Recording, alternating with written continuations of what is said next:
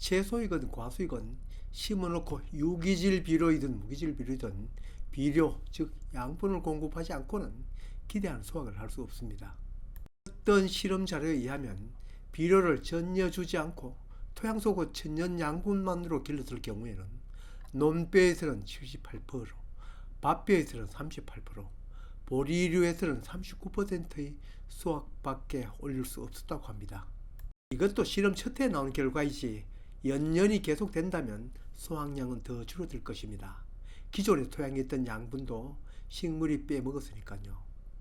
손바닥용 채널은 식물에게 줘야 하는 영양분, 즉 비료에 대해서 부족함이 없을 정도로 영상을 올렸습니다.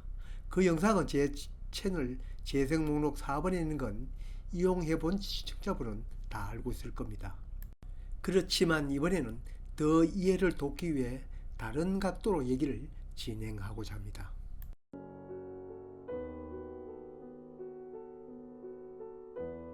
사람에게 필요한 영양소는 크게 5대 영양소로 나눕니다만 비타민이나 무기질에는 수없이 많은 영양소로 또 쪼개어 말할 수 있습니다. 크게 말해 3대 영양소와 여러 미량요소인 셈이죠. 이 중에는 단백질, 지방, 탄수화물이 절대적으로 많이 필요합니다. 그렇다고 비타민이나 무기질 속에 아주 미량으로 필요한 영양소라고 하더라도 없으면 심각한 후유증을 앓습니다. 식물에게 필요한 영양소는 지금까지 밝혀진 것은 17개입니다. 이 중에서 토양에 있던 농부가 공급해 줘야 하는 것이 14개이고 자연에서 제공되는 것은 수소, 탄소, 산소입니다.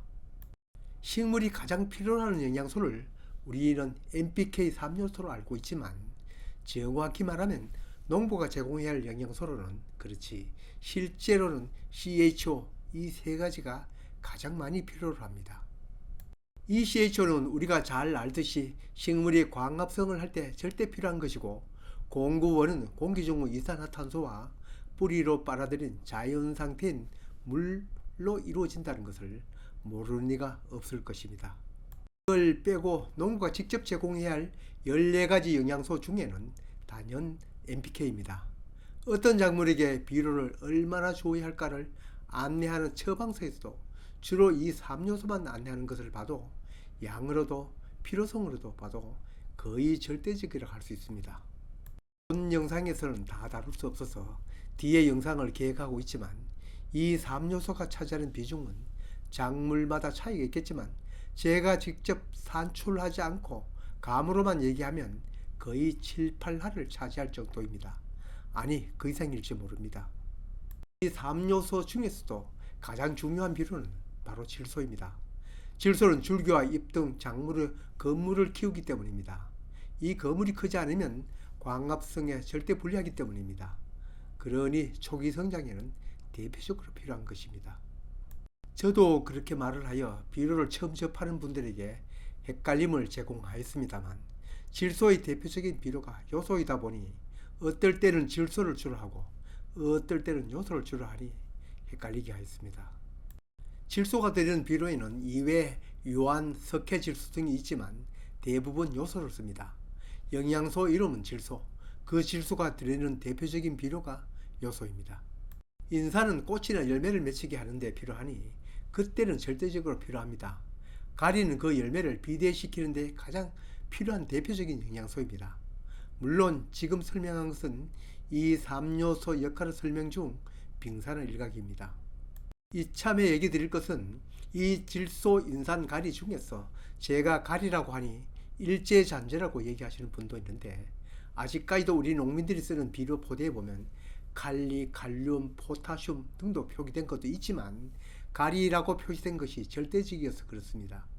원래 학문적으로 쓰려면 포타슘을 쓰는 것이 맞습니다만 나중 비료 포대나 다른 곳에 많이 사용되는 용어를 제가 따라가는 것이 맞다고 생각합니다. 여기에 알량한 애국심을 드러내기보다는 우리 농민들이 헷갈리지 않고 쉽게 인식하도록 하는 것이 더 중요하다고 할 수 있겠습니다. 여하튼 이 가리는 감자이든 고구마이든 과일이든 열매를 굵게 하는 데는 가장 많이 쓰이는 비료입니다. 다음으로 필요한 것이 칼슘입니다. 질소가 세포의 성장을 주도한다면 이 칼슘은 그 세포를 단단하게 해주는 역할을 하죠. 필요한 양은 아프 3요소의 한 요소보다는 절반도 아니 반의 반도 필요하지 않습니다만, 그러나 토양 계량제로 많이 쓰이니 이 비율로는 따질 수 없기도 합니다. 우리나라 토양은 그 모태가 화강암이다 보니 산성 땅이고 해마다 석회를 넣어야 할 정도입니다. 이 석회가 바로 칼슘입니다. 토양 계량제로는 석회, 작물 영양제로는 칼슘. 처음에는 많이 헷갈립니다. 그 다음 필요한 영양소가 마그네슘이고, 또 그 다음은 유황, 즉 황이고, 이렇게 3요소와 합치면 모두 6개, 흔히 6대 영양소 또는 6대 다량요소라고 합니다. 마그네슘은 엽록소의 구성요소를 광합성에 절대 필요합니다. 황은 세포 분열을 도와주고 생산물의 맛을 좋게 합니다. 작물에게 필요한 양은 칼슘, 마그네슘, 황을 다 합쳐도 NPK 한 요소의 반이 되지 못하는 양이어서 다른 비료 속에 포함되는 경우가 많습니다. 마그네슘이 들어있는 비료는 마그네슘, 머그, 마그 또는 고토란 이름이 들어있습니다. 고토란 마그네슘 맛을 보면 쓴맛이기 때문에 붙여진 이름입니다. 이를테면 황이 들어있는 비료로는 유안이라고 부르는 황산아모늄이나 황산가리, 칼슘, 유황비료 등입니다. 이름 속에 유황 또는 황산이라는 말이 들어있으면 바로 이 성분입니다. 그 다음에 필요한 영양소가 붕소, 망간, 철, 니켈, 몰리브덴, 아연 등 미량요소입니다. 이름 그대로 조금만 필요한데, 문제는 이게 결핍되면 또 정말 문제를 일으킵니다. 작물에게 들 영양소가 필요한 양은 NPK 3요소가 절대적이고, 칼슘, 마그네슘, 황, 다량요소는 3요소보다는 5분의 1에서 10분의 1 정도가 필요하고, 그 외 미량요소는 다량요소보다 5분의 1 내지 10분의 1 정도 필요하다고 보면 됩니다. 어떤 곳에서는 더 알기 쉽게 3요소 중 어느 한 요소가 100이라면 다량요소는 10, 미량요소는 1, 그러니까 100대 10대 1로 알기 쉽게 설명하더군요. 지금까지 얘기한 17개의 영양소 외에도 작물에게 필요하거나 도움이 되는 영양소가 있습니다. 바로 규소입니다. 이 규소는 벽과 작물에게는 꼭 필요한 영양소이고, 다른 과 작물에게는 다소 도움이 되거나 전혀 도움이 안 되는 영양소이기도 해서 필수 영양소에는 들어가지 않지만 벼농사를 지는 농부에게는 몇 년마다는 논에 보충을 해줘야 하는 영양소이기도 합니다. 이 규소 자체는 작물이 흡수하지 못하고 규소가 녹아있는 규산이 이용됩니다. 흔히들 규산질 비료를 하는 것이 바로 이것입니다. 이 규산질 비료는 제철소 용광로에서 센 물을 뽑고 남은 슬러그이기 때문에 공법상 그렇게 제품 가격이 낮기 때문에 예전에는 공짜로도 얻을 수 있었습니다. 이 규소가 들어있는 규산질 비료는 벼를 비롯한 보리, 밀, 옥수수 등의 쓰러짐을 막아주는, 즉 식물을 몸체를 튼튼하게 해주는 역할을 하니 그러한 작물에게는 도움을 줍니다. 지금까지 얘기는 어떤 작물을 갖고 오더라도 그 작물에게 꼭 필요하거나 도움이 되는 영양소 이야기들입니다.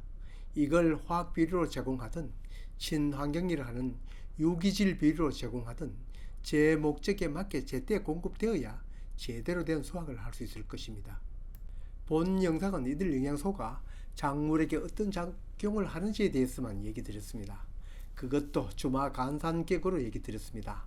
앞으로 더 알 필요가 있는 것이 이들 영양소의 더 구체적인 역할과 또 성질입니다.